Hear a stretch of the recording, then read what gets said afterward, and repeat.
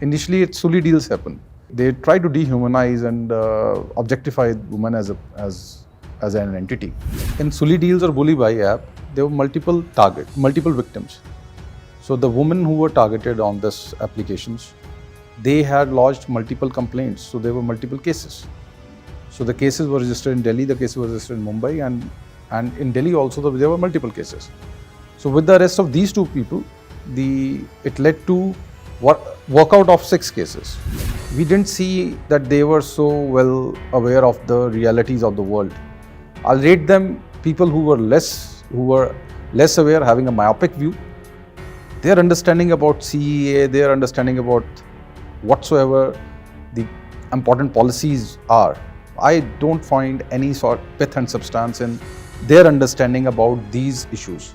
I feel that these people can't be taken as role model of or classifying or their act getting classified as an act of their religion.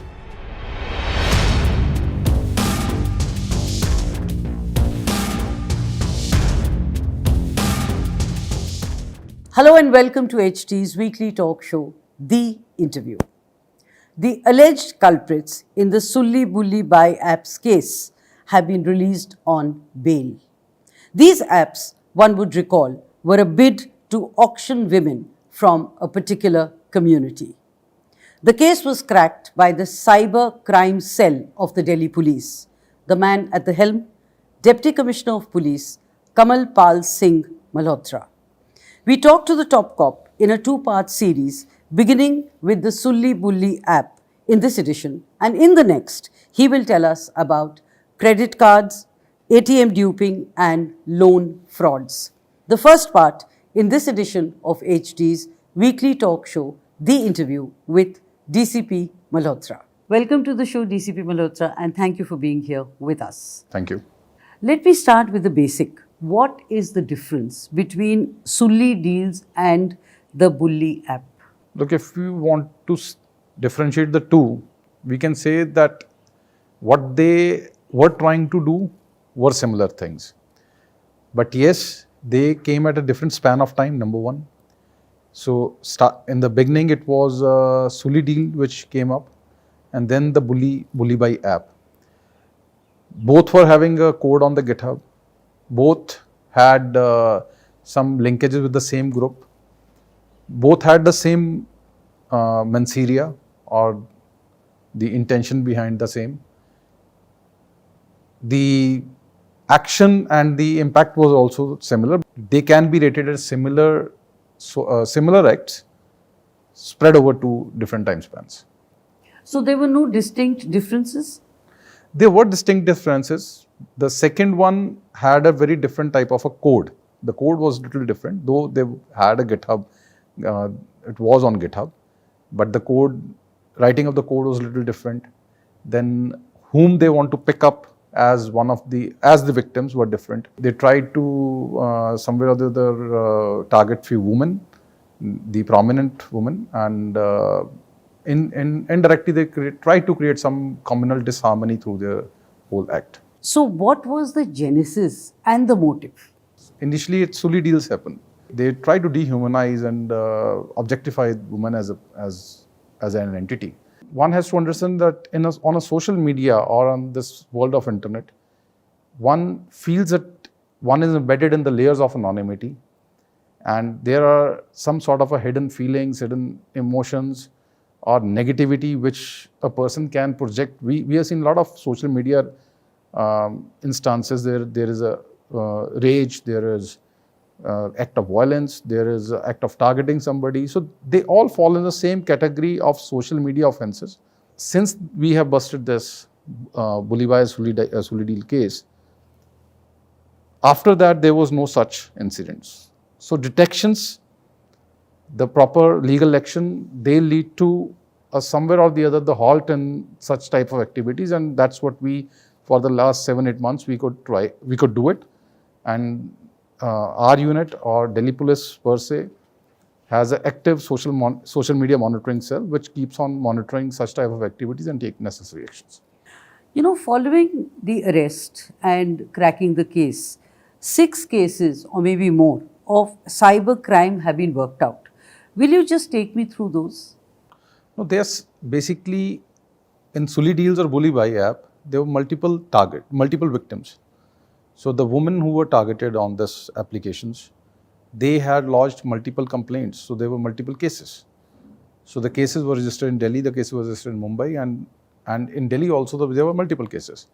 So with the arrest of these two people, it led to workout of 6 cases. By the time we busted this network, 6 cases were already registered, so all those 6 got worked out with this arrest. And your claim that after that this has not happened, does this have any substance? My claim is not based on, you can say, just a thinking. It is based on whether we have received a complaint, whether similar application or similar type of fact has happened and been reported. So my claim is based on the empirical evidences. Do you see this as a revenge crime for allegedly spreading hate against Hindu gods by a section of the community, and the offender wanted to, and let me quote, teach them a lesson? Whenever any such act is caught, everybody wants to label that I was taking a revenge. So who told whom to take a revenge? It is their self-fulfilling prophecy they are creating, and somewhere or the other they want to take some sort of a sympathy. But in these cases, we have seen nothing of these sorts came from any quarter of any society, and their arrest led to a major it was a positive factor. So from the policing side, it was different acts, 2 acts having similar mens rea, but no justification on the basis of that they are taking some sort of a revenge. Yeah, there can't be justification for a crime, sure. But do you think the psyche was to take the revenge? Look, when investigate a case, we investigate on the basis of evidences we have. Going back towards the psyche, the intent, to some extent, policing in itself is about collection of evidence. So we stick to our professional policing rather than giving those answers which might not have the empirical evidences to support with. You really avoided this very well. Let me ask you, would you agree with the Amnesty International report that the more vocal a Muslim woman is, the higher the chances of her being targeted? I don't have any statistics to really comment on this. It is a report by some other agency which I have not gone through, so comment on this forum will not be correct from my side. You know, there is a perception that this had something to do with the Citizenship Amendment Act, which had Muslim women in the forefront. Do you think there's any basis, and I'm not saying this purely on the investigation line, but then while you're investigating, lots of things come up.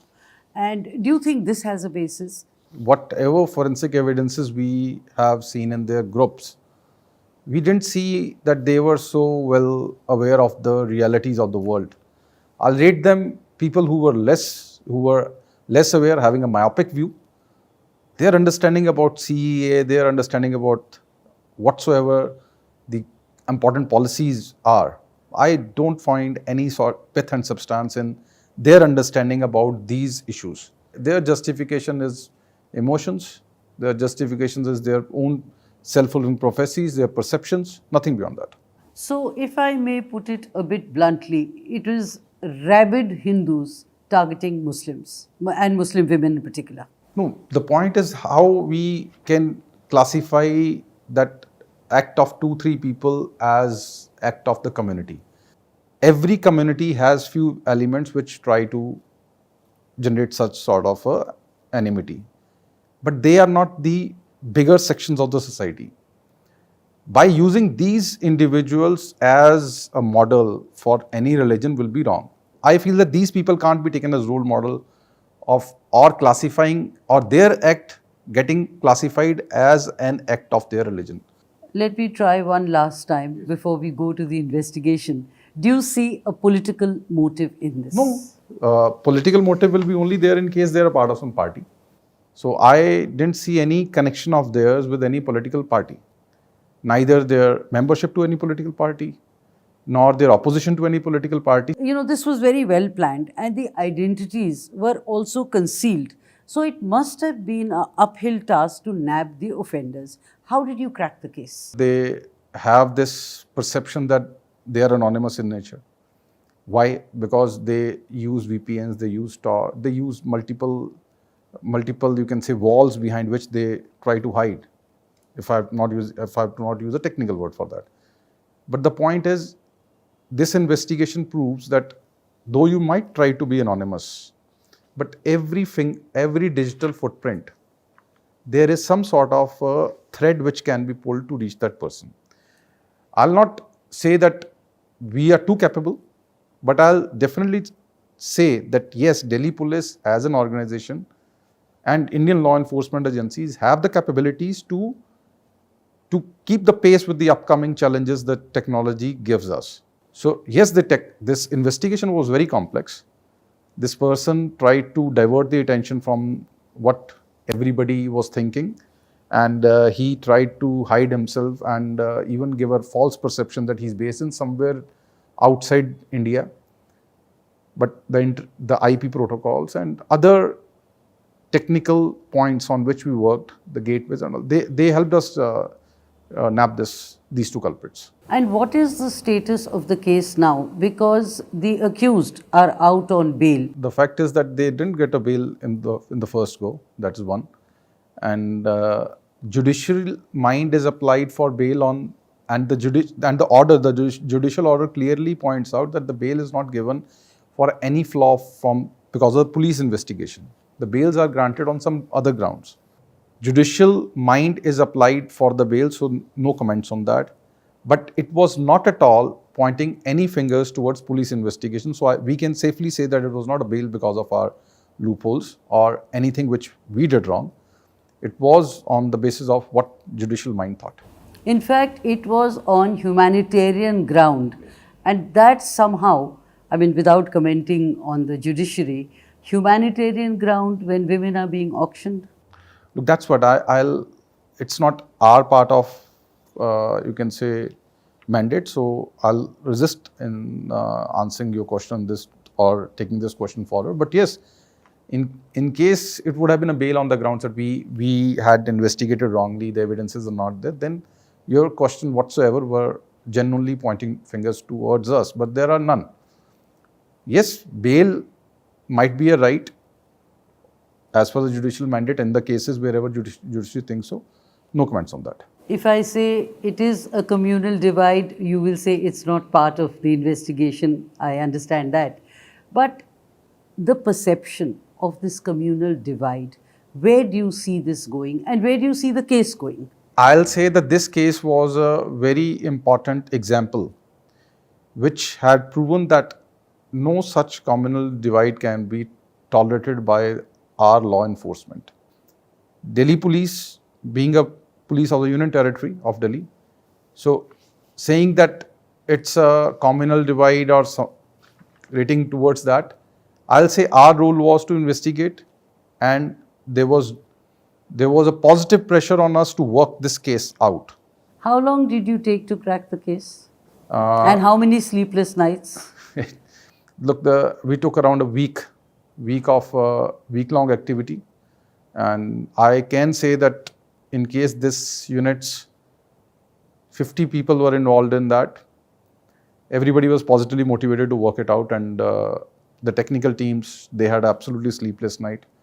The field teams which went on field, they were sent to many places, because in this world of internet we get some clue, some other clue, so it's a juxtaposition of superimposition of multiple intels we get.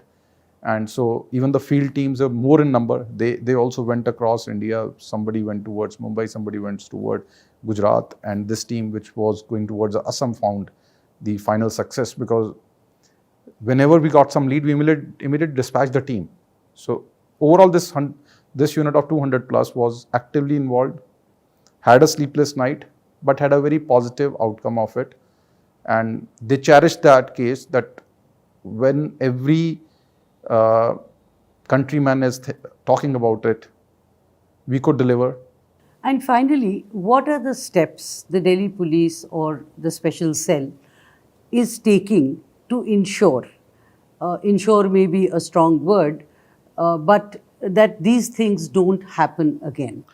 Look, we have a very present setup is relatively robust in nature. So there are multiple streams of intelligence which is coming to us. There is a social media cell which works under the different unit, not with us, but they are actively monitoring. They generate the intels. They raise the red flags. Our unit comes into operation once the red flag is appropriate for us to react, and we work backwards and towards the whatever intelligence or whatever the technical streams we can work on. So might be the active monitoring led to an impact that in case something we found, we immediately took action, and those actions, they speak in the final outcome, which is that last 8 months, we had relatively a better social media fabric as far as this type of activity is concerned. Would you say that this was one of the more or most challenging cases of your career? Yes, I would say that, because sometimes you work on a network crime. In a network crime, you have some sort of a thread of that network and you keep on pulling that threads, and you, like say a drugs case or any other case, terror case. But these lone wolf attacks, I'll rate it as similar to the terror attack of a lone wolf attack. So these type of acts give us another perspective towards policing, towards detection, in which there is only one entity or two entities, either not at all connected or connected on a very deep web level of connections. So uncovering those was a challenge. Every case teaches us, and it's a new learning every time. And wasn't it a challenge that the IP logs, most of them, except for one, I think, were not in India and they were functioning from outside? So I feel that these details were not shared, that how many came from India, how many came out of India. But yes, I'll say that yes, majority of them were out of India. And what was seen out of India, it had an Indian trail. That is what I'll not explain how it had. But yes, that is what the team did, finding an Indian trail in that foreign IP. And that's where this case was cracked. So you're not going to tell me anything more on this? I'll say that yes, because I don't want to educate the criminals that how we catch them. So it's better that we keep our armory and weapons intact. DCP Malhotra, thank you very much. Thank you for your time. Thanks. But this is just a short break. We are going to have you with us next week in the second part of this program to tell us about loan, credit card and ATM frauds.